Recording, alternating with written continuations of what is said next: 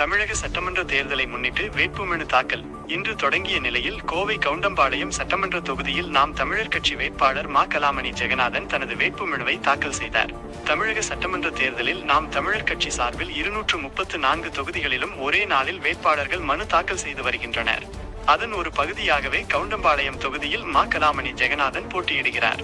பின்னர் செய்தியாளர்களிடம் பேசிய அவர், இந்த தொகுதியில் 3வது முறையாக போட்டியிடுகிறேன். தற்போதைய சட்டமன்ற உறுப்பினர் தொகுதிக்கு வருவதில்லை. அதனால் எனக்கு வெற்றி வாய்ப்பு அதிகம் உள்ளது என்றார். மேலும் மற்ற கட்சிகள் ஓட்டுக்கு பணம் வழங்குவதை கட்டுப்படுத்த தேர்தல் ஆணையம் கடுமையான நடவடிக்கை எடுக்க வேண்டும் எனவும் கோரிக்கை வைத்தார். எல்லாருக்கும் வணக்கங்கண்ணா.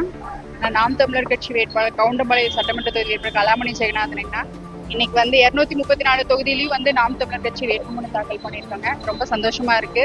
தேர்தல் அறிவிச்சு முதல்ல இன்னைக்கு வேட்புமனு தாக்கல் நாம் தமிழர் கட்சி மட்டும்தான் பண்ணியிருக்காங்க. ஏன்னா எனக்கு இப்போ கரண்டா இருக்கிறவர் யாருன்னு பாத்தீங்கன்னா PRG அருண்குமார் அண்ணா.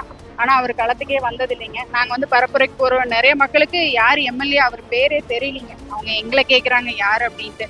அந்த அளவுதான் இருக்குங்க. 5 வருஷமா அவரு ஓட்டு வாங்க வந்ததோட சரிங்க. அதுக்கப்புறம் தொகுதி பக்கம் எட்டியே பார்க்கல, எந்த பிரச்சனைகளுக்கும் முன்னெடுக்கல.